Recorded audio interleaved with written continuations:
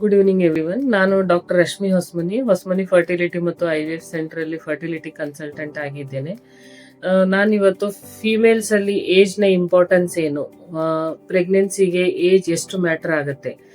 Usually females ಅಲ್ಲಿ age ತುಂಬಾನೇ matter ಆಗುತ್ತೆ. ಆಫ್ಟರ್ 30 ಇಯರ್ಸ್ ಫಿಮೇಲ್ಸ್ಗೆ ಎಗ್ ಕ್ವಾಂಟಿಟಿ ಮತ್ತೆ ಕ್ವಾಲಿಟಿ ಎರಡೂ ಕಡಿಮೆ ಆಗ್ತಾ ಹೋಗುತ್ತೆ.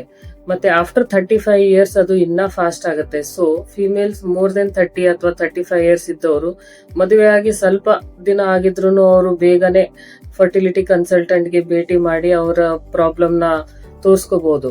ಮತ್ತೆ ಪುರುಷರಲ್ಲಿ ಸಹ ಏಜ್ ಜಾಸ್ತಿ ಆದಂಗೆ ಅವರಿಗೆ ವೀರ್ಯ ಕೌಂಟು ಮತ್ತೆ ಅದರ ಮೊಟಿಲಿಟಿ ನಾರ್ಮಲ್ ಫಾರ್ಮ್ಸ್ ಕೂಡ ಕಡಿಮೆ ಆಗ್ತಾ ಹೋಗುತ್ತೆ. ಸೊ ಏಜ್ ಜಾಸ್ತಿ ಆದಲ್ಲಿ ಅವರು ಬೇಗನೆ ಫರ್ಟಿಲಿಟಿ ಕನ್ಸಲ್ಟೆಂಟ್ ನ ಮೀಟ್ ಆಗಿ ಅವರು ತಮ್ಮ ಸಮಸ್ಯೆಯನ್ನು ಬಗೆಹರಿಸ್ಕೊಳ್ಬಹುದು. ಆದಷ್ಟು ಬೇಗ ನೀವು ಫರ್ಟಿಲಿಟಿ ಕನ್ಸಲ್ಟೆಂಟ್ ನ ಮೀಟ್ ಆದ್ರೆ ನಿಮಗೆ ಸಿಂಪಲ್ ಪ್ರೊಸೀಜರ್ಸ್ ಅಲ್ಲೇ ಅಥವಾ ನ್ಯಾಚುರಲ್ ಏನಾದ್ರೂ ಮೆಡಿಸಿನ್ಸ್ ಇಂದ ಪ್ರೆಗ್ನೆನ್ಸಿಗೆ ಟ್ರೈ ಮಾಡ್ಬೋದು. ಅಥವಾ ಏಜ್ ಜಾಸ್ತಿ ಆದಲ್ಲಿ ಇನ್ನ ಜಾಸ್ತಿ ಆದ್ರೆ ಮತ್ತೆ ಕಾಸ್ಟ್ ಎಫೆಕ್ಟಿವ್ ಜಾಸ್ತಿ ಆಗುತ್ತೆ. ಸೊ ಅವಾಗ ನೀವು IVF ಅಂತ ಪ್ರೊಸೀಜರ್ಸ್ಗೆ ಹೋಗ್ಬೇಕಾಗುತ್ತೆ.